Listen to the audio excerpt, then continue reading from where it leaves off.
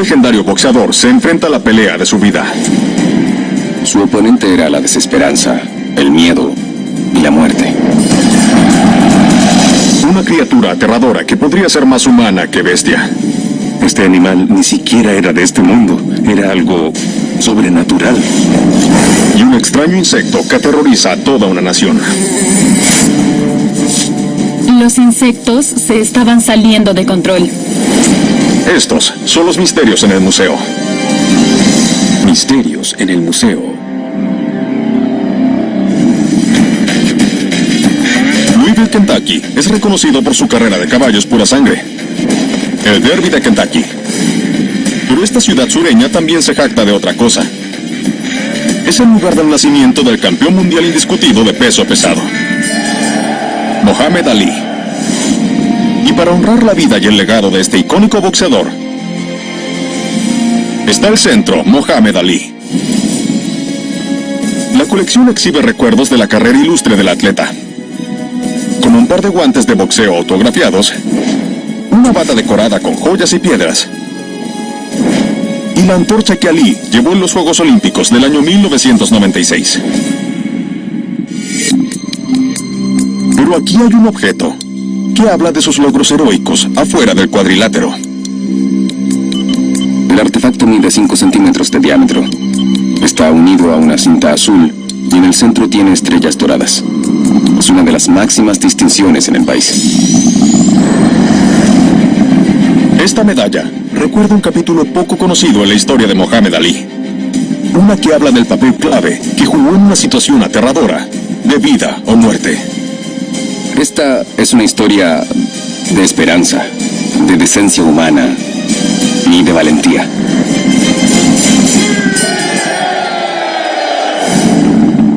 ...19 de enero de 1981. Era una mañana común y corriente en Los Ángeles, y los ciudadanos se dirigían a sus empleos.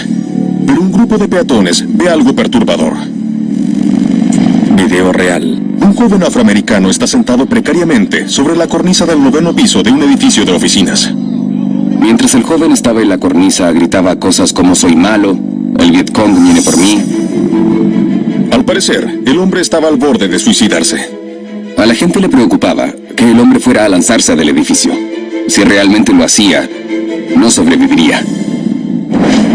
En pocos minutos, la policía llega a la escena y sube al 9º piso con la intención de impedir que el hombre saltara.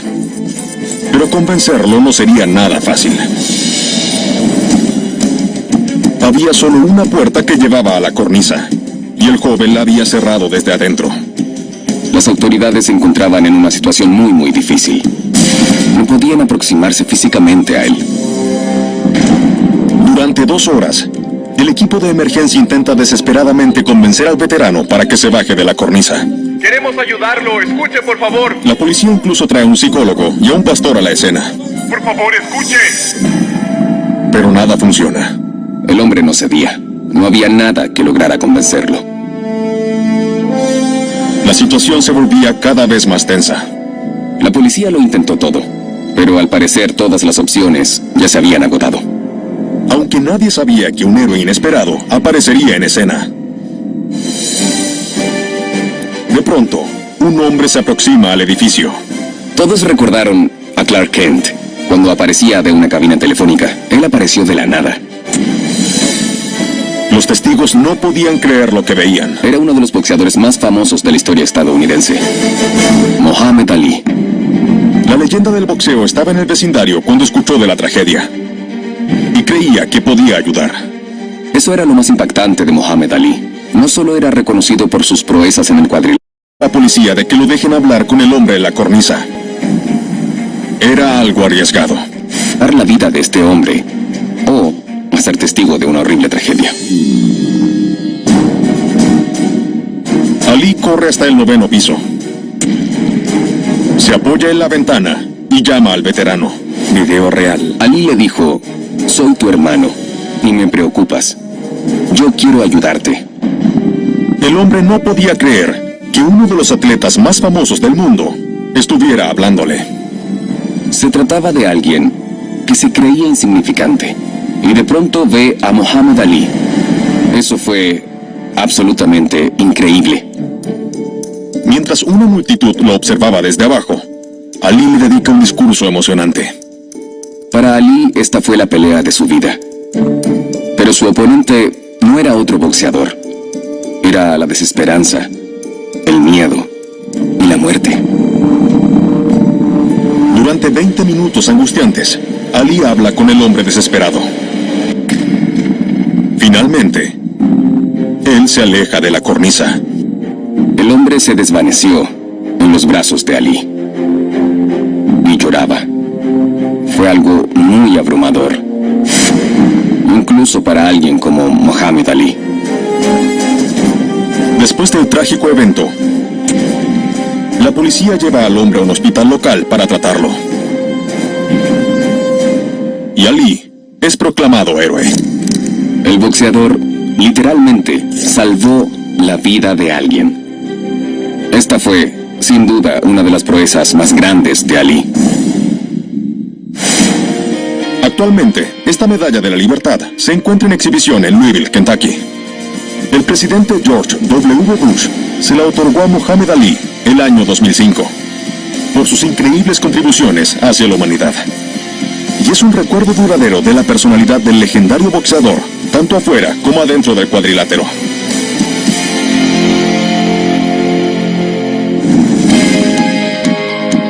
La cálida región del Loire en Francia es famosa por sus bosques antiguos, sus montes escarpados y sus volcanes inactivos. Pero entre este increíble escenario se encuentra una institución que conserva un aterrador capítulo en la historia francesa: el Museo de la Bestia de Gévaudan. Los artefactos exhibidos en este lugar recuerdan uno de los episodios más espeluznantes que ha visto esta zona. Y sin duda lo más aterrador del museo es la estatua que se encuentra en el centro. Es bastante grande, mide 1,20 m por 90 centímetros, está hecha de yeso, de color negro, y a pesar de que es un animal, es uno difícil de reconocer. La leyenda dice que esta bestia monstruosa fue la responsable de una aterradora matanza que nadie puede explicar. La gente empezó a creer que el animal no era de este mundo, que era algo sobrenatural.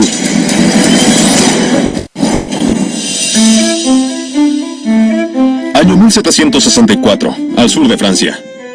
Los residentes de la región agrícola de Gévaudan llevan una vida tranquila y sin mayores preocupaciones.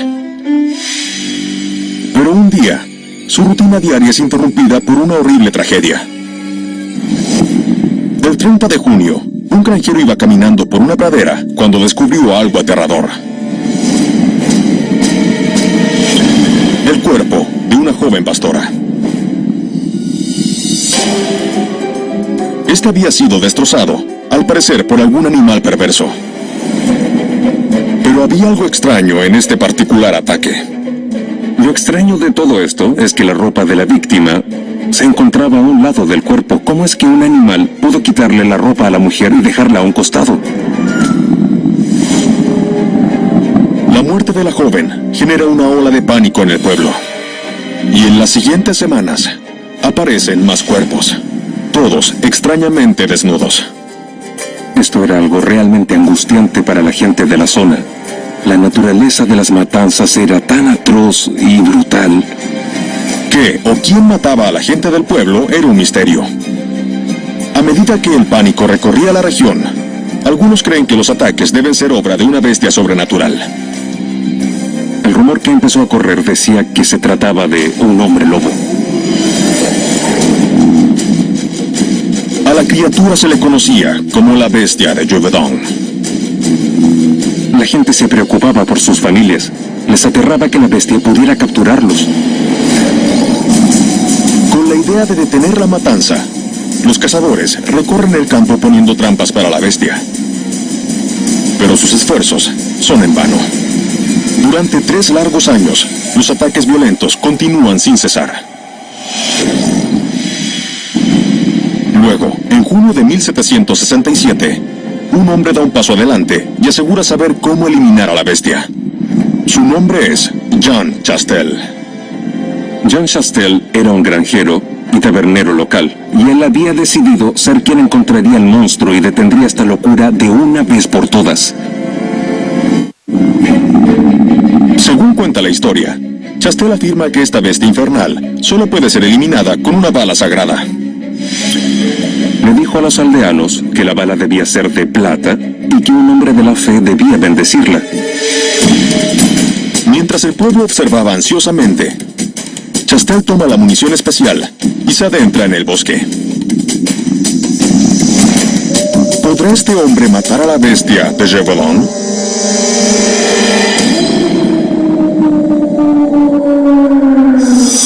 Es la década de 1760. Una mortal criatura anda suelta en un pueblo alejado al sur de Francia. Los lugareños creen que es responsable de una serie de extrañas muertes. Ellos la bautizaron como la bestia de Gévaudan y creían que era un hombre lobo. Ahora, un granjero llamado Jean Chastel tiene la misión de matar al monstruo. ¿De qué animal se trata exactamente? ¿Será posible detenerlo? Días más tarde, Jean Chastel vuelve del bosque. Y no viene solo. Él apareció arrastrando a un enorme lobo. Los residentes examinan al enorme animal y adentro encuentran restos humanos. Los aldeanos concluyen que efectivamente era la temida bestia. En los años posteriores, la zona nunca vuelve a ser atacada. Y a Chastel se le considera un héroe. Había estatuas de él a lo largo de Francia. Y la historia de su valiente triunfo sobre la bestia de Gévaudan es narrada durante mucho tiempo. Pero en la década del año 2000, los historiadores descubren que algunos de los detalles no concuerdan.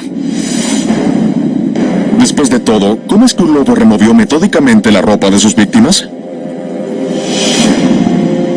En el año 2011, un investigador en Carolina del Norte propone una nueva teoría. Él plantea que todo esto fue una retorcida historia creada por el mismo Chastel.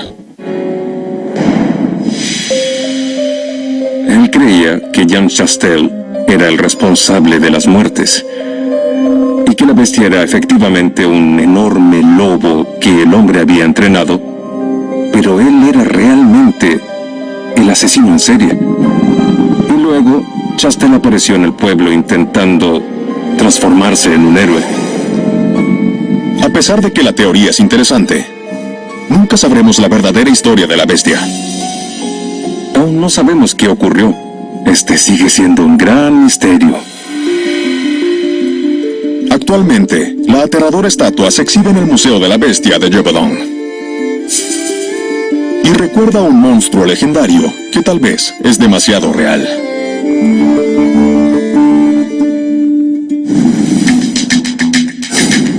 Una rueda de sorteo de la Guerra Civil, un mosquete de la Revolución Estadounidense y una cama de Valley Forge. Son algunos de los artefactos en exhibición en la Sociedad Histórica de Nueva York.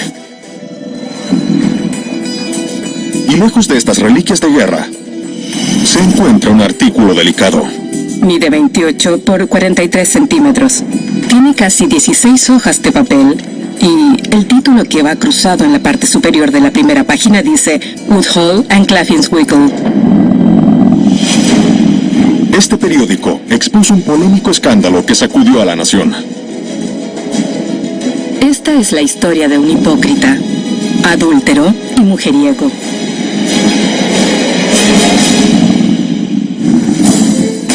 Es el año 1872, en la ciudad de Nueva York. Victoria Woodhull, una activista política de 34 años, ha hecho algo que la hace adelantarse a su época. Ella se postuló para convertirse en presidenta de los Estados Unidos. Victoria Woodhull fue la primera mujer en postularse como presidenta. Esto sucedió hace más de un siglo atrás, cuando las mujeres ni siquiera podían votar. Woodhull tiene una campaña muy agresiva en una plataforma de igualdad de derechos, en donde pedía leyes de divorcio justas, reformas de educación y el voto femenino. El objetivo final de Victoria era darles a otras mujeres la oportunidad de obtener un estatus de igualdad y de hacer conocidas sus historias. La la candidata promueve su programa en las páginas de su propio periódico, el Woodhull and Clattins Weekly. Y parte de su rutina era encargarse de los hombres machistas.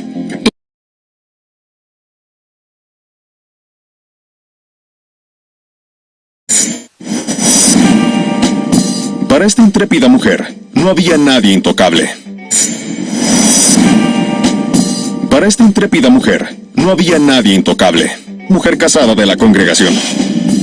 Un artículo que le dio a Woodhull bastante publicidad para su campaña.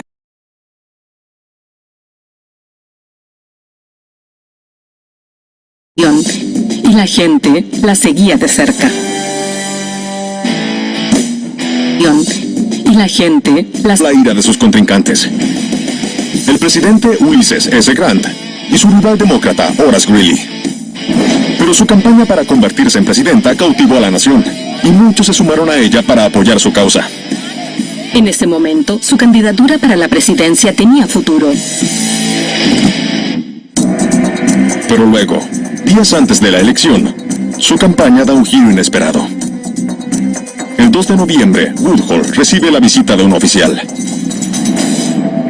quien trae una orden para arrestarla. Imaginen la sorpresa de Victoria. Los agentes federales le dijeron que estaba siendo acusada y se la llevaron a la cárcel. ¿Por qué arrestaron a Woodhull? ¿Acaso este era el fin de su campaña revolucionaria?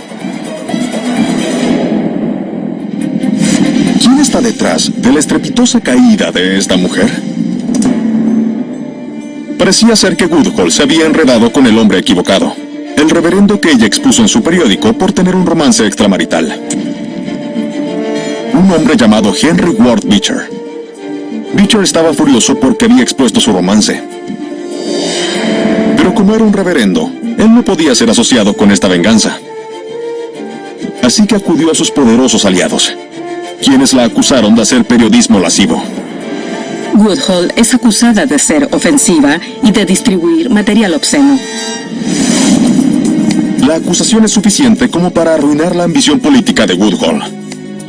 Y pasa el resto de las elecciones encerrada.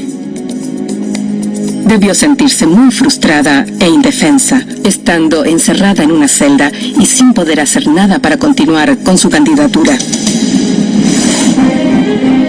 Cuando el público se acerca a las urnas el 5 de noviembre, Victoria Woodhull no recibe ningún voto. Ulysses Grant gana, y no hay nada que pueda hacer al respecto. Después de las elecciones, Woodhull va a juicio, y por fortuna, un juez desestima su caso. Pero el daño ya estaba hecho. Todo se desmorona para Victoria Woodhull. Su imagen pública está en la ruina. Tras su caída en desgracia, la mujer cierra su periódico y huye de Estados Unidos hacia Inglaterra. A pesar de su escándalo público, ella deja un legado permanente. Woodhull hizo que la gente pensara diferente sobre la mujer y su potencial. Ella pavimentó el camino para las mujeres del siglo XX. Actualmente, esta copia en donde expuso el romance de Beecher sigue en exhibición en la Sociedad Histórica de Nueva York. Y recuerda a una mujer con iniciativa y muy adelantada a su época.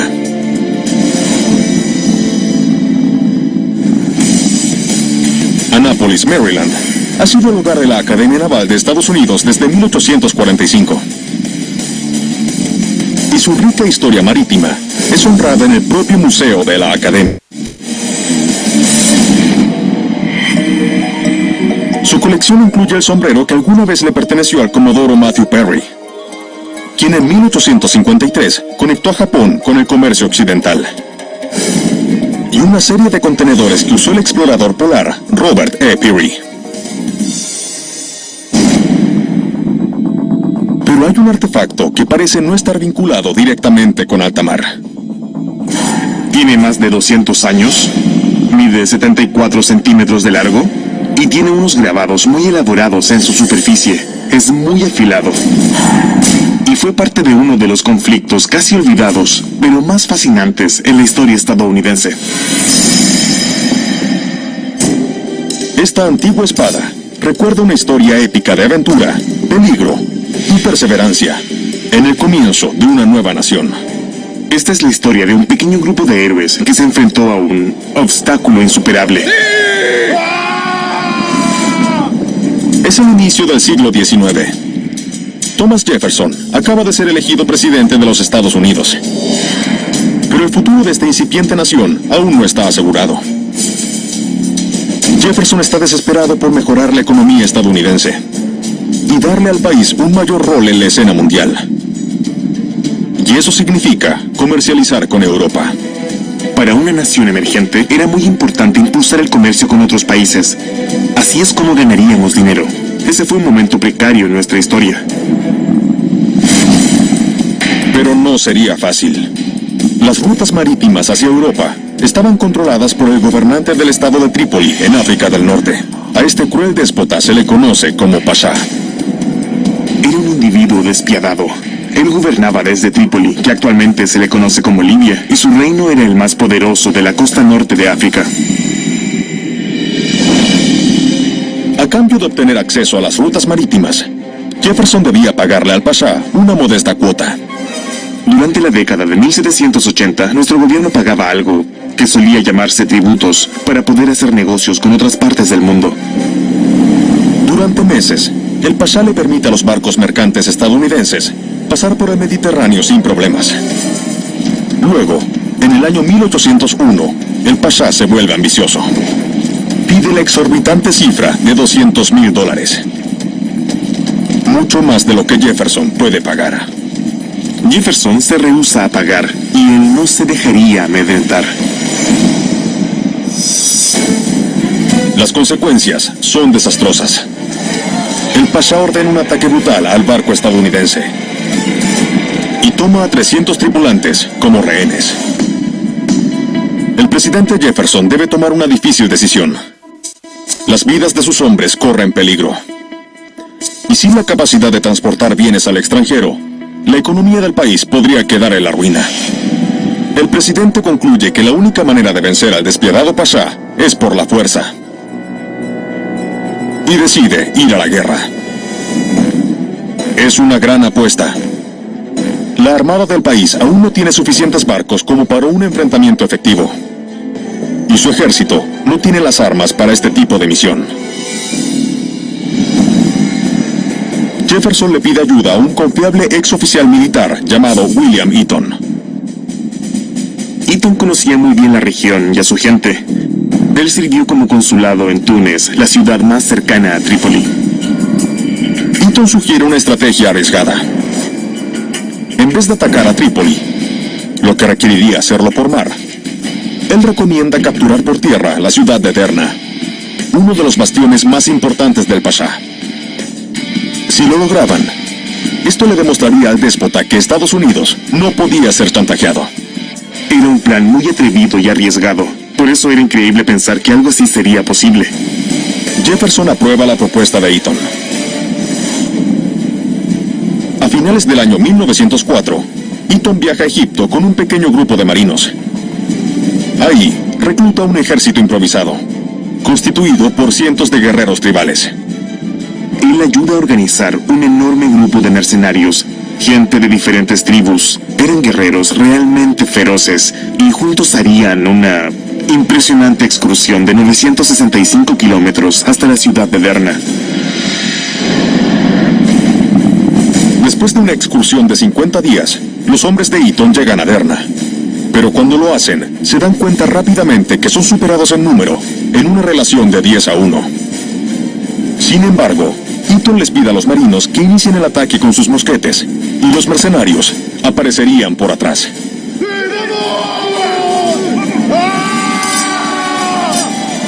¿Podrá este regimiento improvisado conseguir una victoria improbable?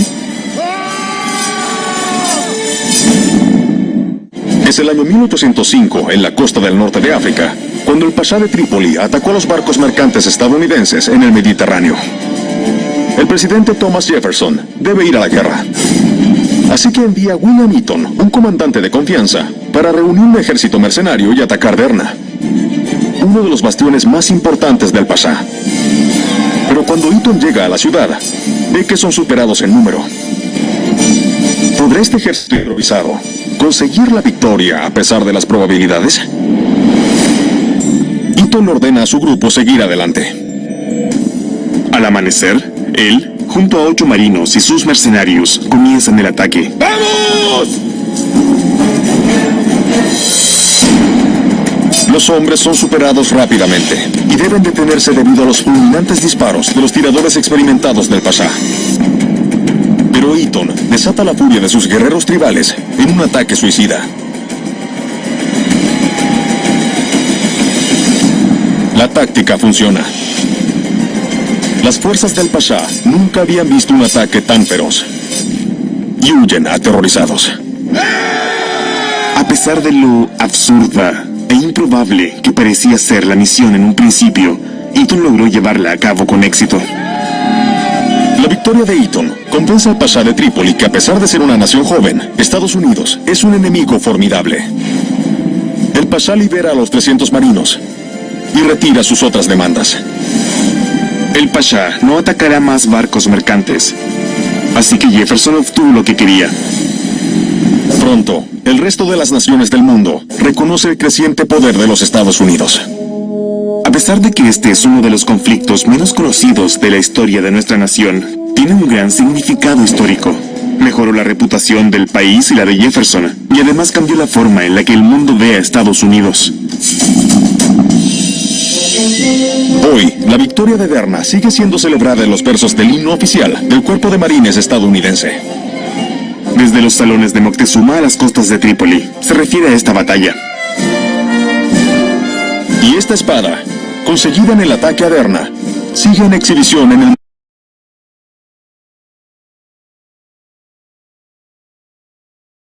que cimentó el lugar de una joven nación en la escena mundial. Que cimentó el lugar de una joven nación en la escena mundial.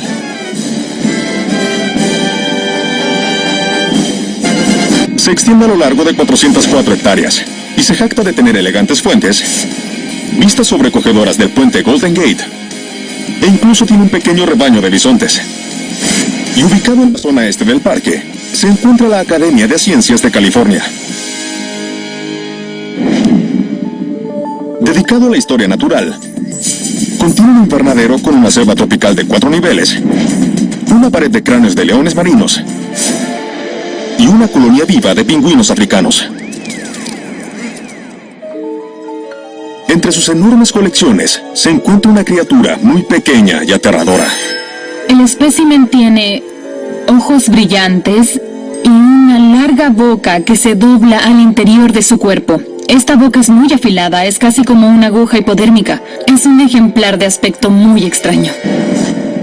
Este increíble insecto desató una ola de histeria, una que nunca antes había vivido la nación. Este pequeño insecto arruinó el verano de muchos. Verano de 1899, ciudad de Washington. El doctor Leland Howard es uno de los científicos más brillantes del país. Ha dedicado toda su vida al estudio de los insectos. El Dr. Howard era el entomólogo jefe del Departamento de Agricultura de Estados Unidos. Era un hombre curioso, abierto de mente y comprometido a servir al público. Una de las responsabilidades del científico era desarrollar maneras de prevenir que los insectos destruyeran las plantaciones de la nación. Pero este doctor está al borde de enfrentarse a un problema mucho más grave que el de proteger plantas. Un día, abre el periódico y se encuentra con una serie de relatos aterradores. Mucha gente alrededor del país está siendo atacada por un misterioso insecto. Según los registros, las víctimas recibieron picaduras en el rostro y luego experimentaron hinchazón, comezón y dolor. La criatura responsable de esto es apodada el insecto besucón. Uno de los periodistas ideó el nombre insecto besucón porque tenía la tendencia de picar los labios de las víctimas y el nombre se hizo popular. El doctor Howard decide llegar al fondo del asunto. Él revisa todos los informes de los periódicos que logra conseguir y se sorprende con la cantidad de víctimas que hay hasta ahora. En los meses anteriores se reportaron docenas de casos. Casi todos los días había un artículo nuevo sobre alguien que había sido picado. La epidemia parece estar fuera de control. A medida que Howard revisa los artículos, se da cuenta de algo aterrador. Él sabe de un solo tipo de insecto que provoca los síntomas experimentados por las víctimas del insecto besucón. Y se trata de una especie conocida como Triatoma sanguisuga. La picazón e inflamación intensa durante varios días eran muy similares a algunos de los primeros registros en el periódico. Él pensó, tal vez se trate de lo mismo. Pero esos síntomas solo eran la punta del iceberg. La Triatoma sanguisuga transmite una horrible enfermedad parasitaria llamada el mal de Chagas. Y las consecuencias pueden ser devastadoras. Después de que los síntomas iniciales de la picadura desaparecen, el mal de Chagas puede permanecer inactivo en el cuerpo humano por meses e incluso años. Hasta que un día, la víctima de pronto cae muerta por fallas cardíacas. Si el Dr. Howard tenía razón, él no tiene mucho tiempo. ¿Será capaz de detener al mortal insecto besucón antes de que la gente empiece a morir?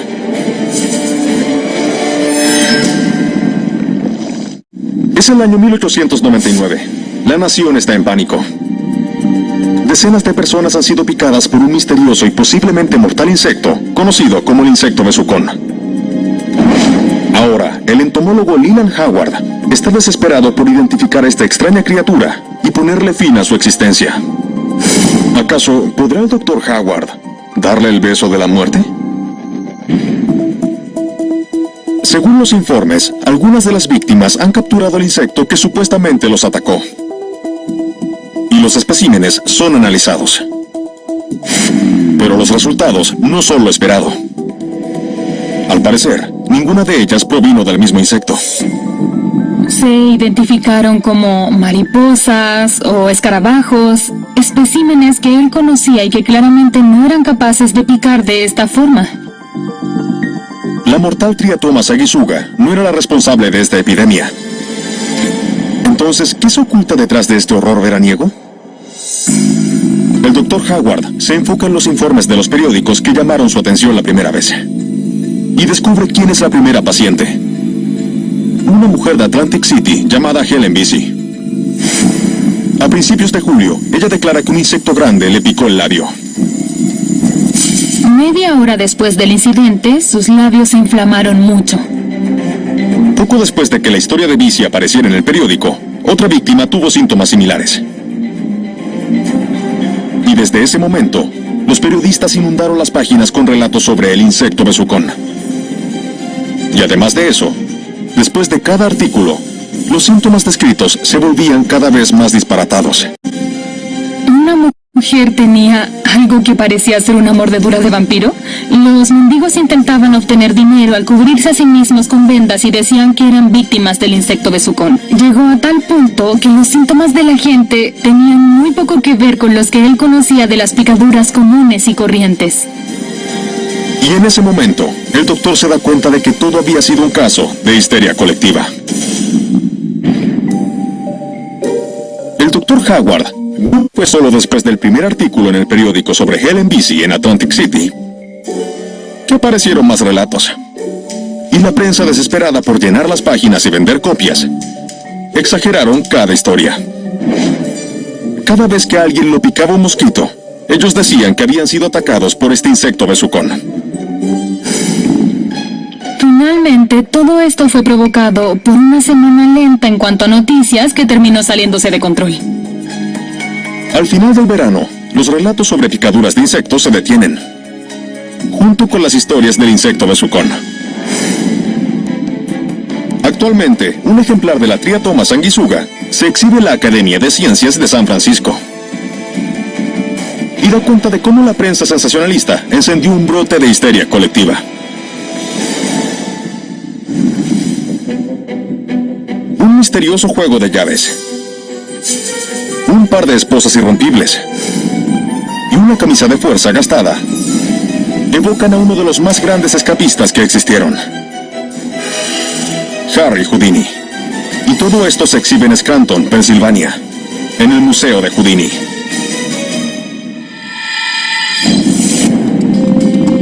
Pero hay un artículo que recuerda un capítulo menos conocido en la vida de este aclamado ilusionista.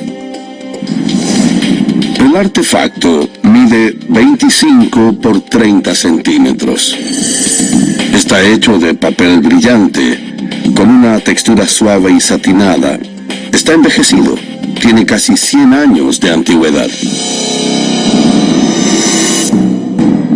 Estas páginas borrosas nos recuerdan de cuando este experto mago fue víctima de un truco sucio. Esta es la historia de una mujer extraña que hechizó a Houdini.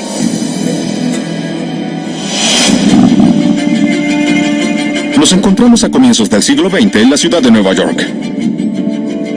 Eleanor Fletcher Bishop es una inmigrante anciana que pasa por momentos difíciles. La muerte de su esposo la dejó sin dinero.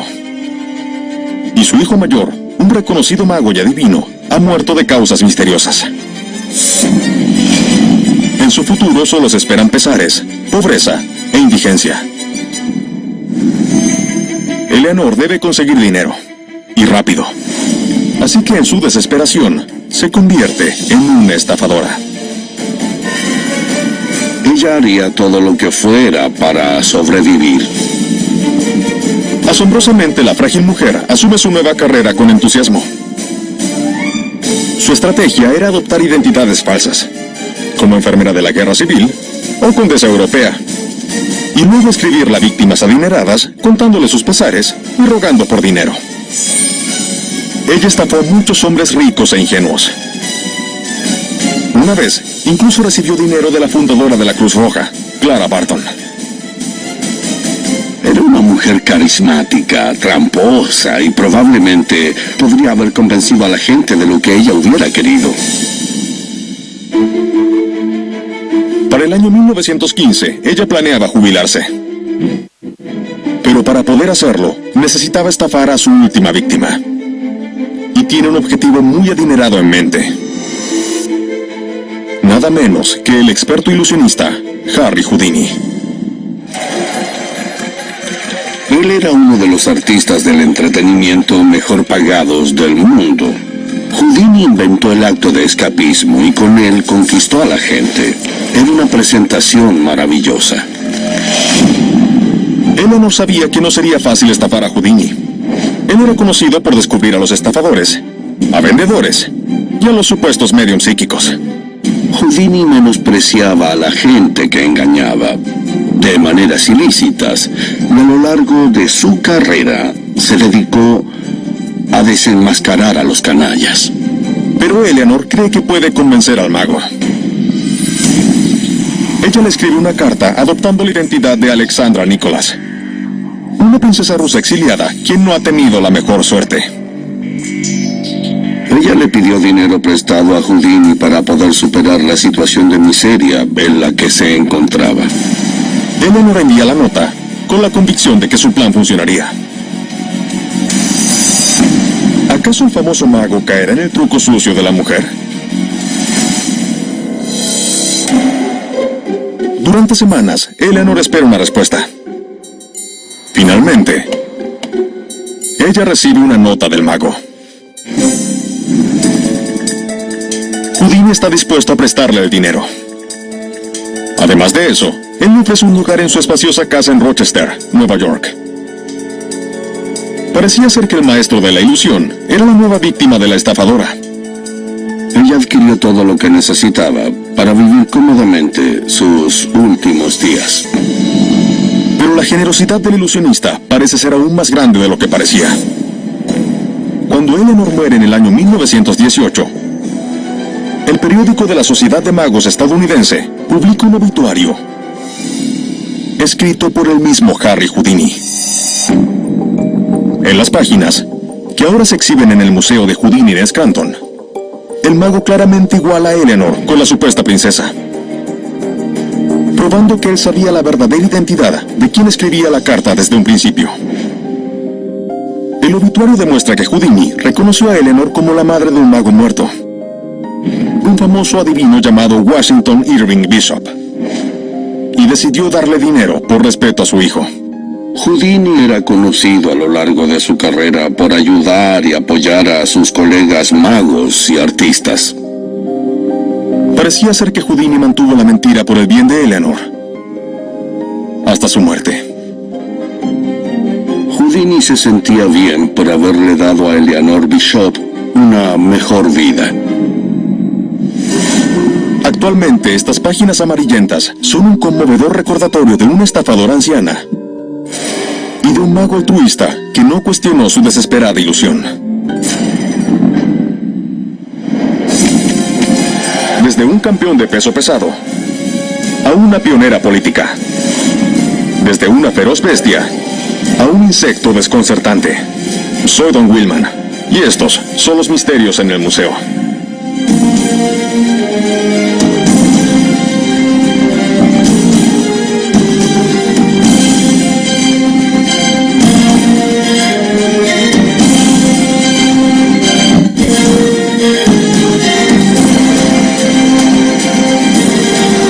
Versión en español, Doblajes Internacionales Team, Santiago, Chile.